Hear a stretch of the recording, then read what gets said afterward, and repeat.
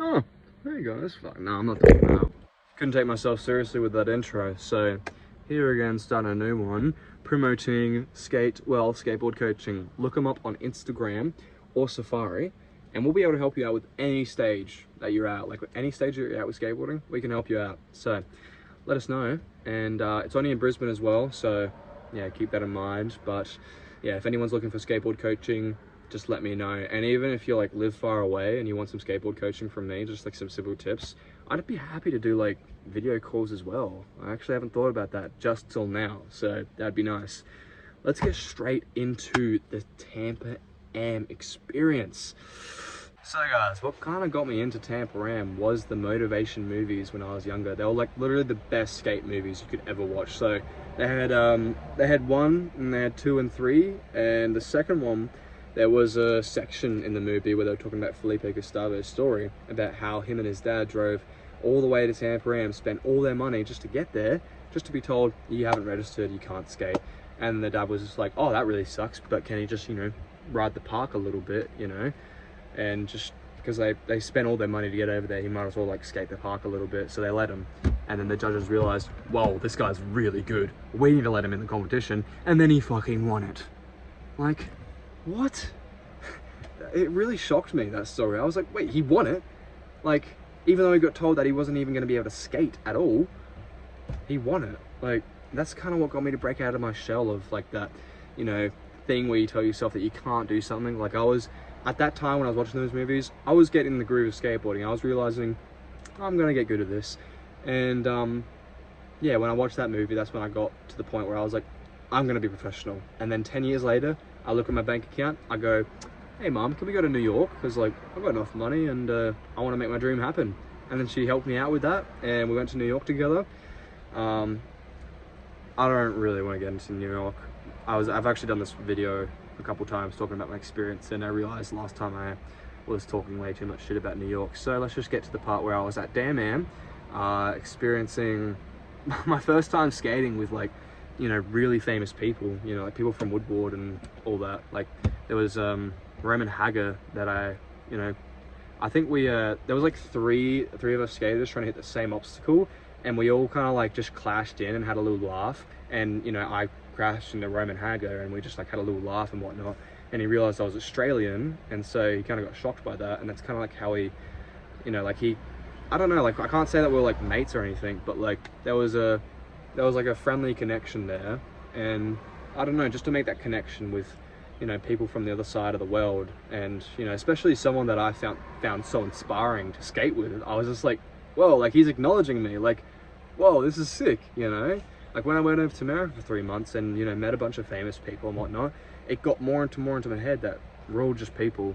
And ever since I was a kid, I've actually always looked at it strange, like how people look at celebrities and like, you know, praise them so highly and actually bother them to the point that they're actually ruining their lives. You know, like paparazzi are ruining the celebrities' lives because they can't get over how famous they are or whatever.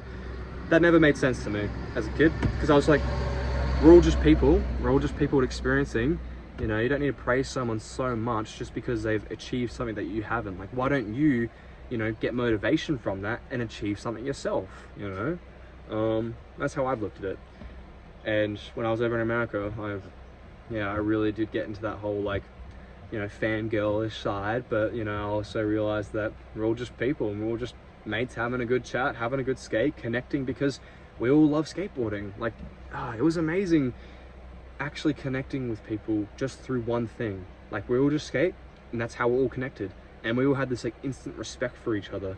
You know, of course there were some people in New York that had a bit of like an ego and all that, you know, or sometimes it's not so much ego, it's just like there's a bit of aggressiveness over there, you know, and that really triggered me a little bit. So I don't really like New York. But anyway, yeah, it was amazing going to Tampa Am. And then when I realized that I wasn't gonna like, you know, come top 12 because of how many amazing people were in the competition, I realized, oh well, there's a last chance Friday for Tampa Am. For Tampa Am, yeah. For Tampa Am, there was a last chance Friday, and I entered, and then I went there. And by the way, guys, this is actually insane. It cost me $250 for the Tampa Am ticket to actually skate in the competition. And then for Australian dollars, it was $400. It transferred to $400 from $250 American. Just to point that out to you guys of how expensive it was. And yeah, when I got back to Australia, I had like no money at all. So thank God to my mum helping me out, you know, for a couple months there. Still working on paying her back, but yeah, we are back working, living life. Just by the way, guys, I had an ankle reconstruction and I'm still working through that. So still working on like money stability, but yeah, we're getting there. Either way, guys, to talk about the experience of Tampa Am. When I got there about a month before the competition, I tore my ankle about 2 weeks before the competition, and then a week later did it again and realized my ankle is fucked. And I had already made all these like planned flights and accommodations, so I was just like, and not just that, it was the fact that like I was gonna skate in Tampa Am and I wasn't gonna just give up on that, you know. And I also wanted to go to LA as well. Like I was like, I'm gonna go to LA for a month and a bit, right? Okay, you know. So I just kind of like blocked out the pain from my ankle, and then because I did that for like a couple months, by the time that I got back here to get the ankle reconstruction and everything, I went to the doctor and was just like, so how's my ankle, right? And they're like, you're gonna need like 9 months off, bro. And I'm like, no. Like, I actually freaked out. I had like a really depressive day when I got told that, because skateboarding has been the thing that's helped my mental health the most, I'd say. Like, obviously it's me that does it, but I don't know, skateboarding has done a lot for me. And the people in skateboarding have also done a lot for me. The way that I've been able to connect with others through skateboarding, it's really helped me out, breaking out of like that shell, you know. Like, just to mention to you guys, I didn't know how to talk till I was like 8, so you know, I got that kind of emotional pattern with things, being really nervous to just talk to people, because sometimes I actually just like being in the moment, you know. I don't like talking too much, but when I get comfortable enough with someone, I'll yap the fucking area. So yeah, I don't know where I was going with that. Getting very nervous talking about this experience, because as much as I made my dream happen with Tampa Am, afterwards I was in a confused state, because I made my dream happen.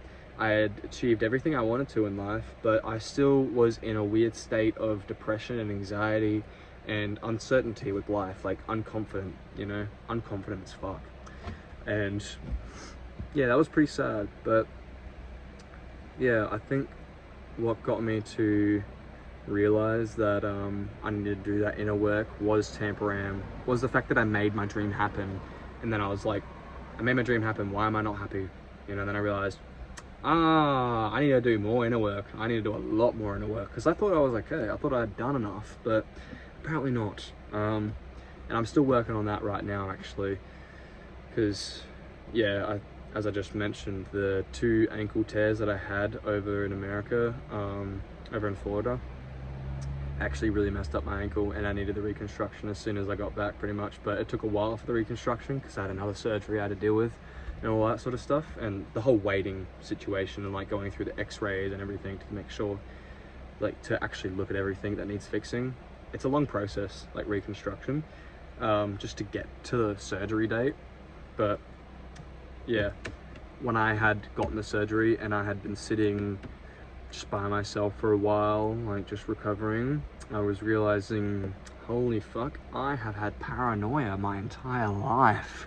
And that's when I started getting deeper and deeper into the inner work, and then now I'm here in a more satisfied place, for sure.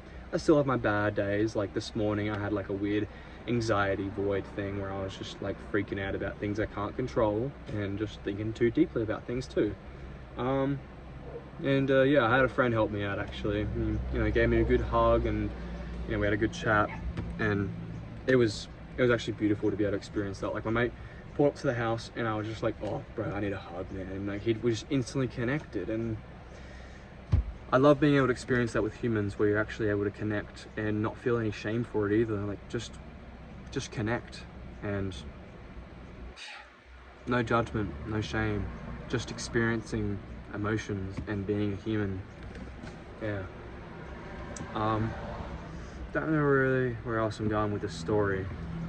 Talked for like 8 minutes, barely talked about Tampa Am. Okay, so let's really get into the end of it. The Tampa Am experience was unimaginable. Like, unimaginable. Did I say that right? Anyway, you guys know what I'm trying to say. The fact that I was able to communicate with people, and we weren't, you know, we both didn't know the same language, so, you know, there's a lot of Japanese and Brazilian people over there, and I was just talking with them, but not like talking like the way that I'm talking to the camera right now. There was a different way of communication, the way that we were looking at each other, and the way that we were like praising each other, and just like connecting through, you know, physical contact, or like a good old hug. Yeah, something about that was amazing. Being able to like respect each other and know how much we're like, we could feel each other's emotions. You know, there's different ways of communicating, and that's what I really enjoy about Tampa Am, is the fact that there's different ways you can communicate, and we're all just there to compete with ourselves, like to compete with the younger version of ourselves, and go like, okay, I'm going to do better than that time, right? And that's what most high amateur or professional skaters usually think. They're not trying to compete with the other person. They're just there happy to skate with them, you know. Like, when it comes to the other person, they're just happy that they're there skating with them, and, you know, the competitors are just competing against their younger selves. At least that's how I think of it, and that's how I saw it. That's the energy that I felt, the fact that people were just there trying to do their best, and it was as simple as that. And that was a beautiful bliss experience. I want to end my video here with saying that you guys can do anything. Trust me. Do not tell yourself that you can't do something. You know, like when people say, oh, I can't cook, but you can, you just choose not to. And I just wanted to tell you guys that you can do anything you want. Do not give in to that self-sabotaging, you know, void where you're constantly telling yourself, oh, I can't do this, I can't do that. I will just give in to my depression and just, you know, crumble away, because I do that a fair bit myself. I have self-sabotaged several times, but the only thing that I haven't self-sabotaged is my skateboarding. Skateboarding is like the one thing that I've had full confidence in, and go, yeah, I'm gonna be professional. Because right now, like, I know I'm gonna be professional. I've got 100% confidence in that. And, you know, you might as well put all your confidence and all your energy into something than half-ass it, right? So that's what I want to leave the message here. And also remember to be your most vibrant selves. Don't let anyone tell you that you can't do something, okay? So, don't really know how to say goodbye to a YouTube video. I get pretty awkward with these ones, so I'm just gonna do a skibida wap wap wap a doo doo.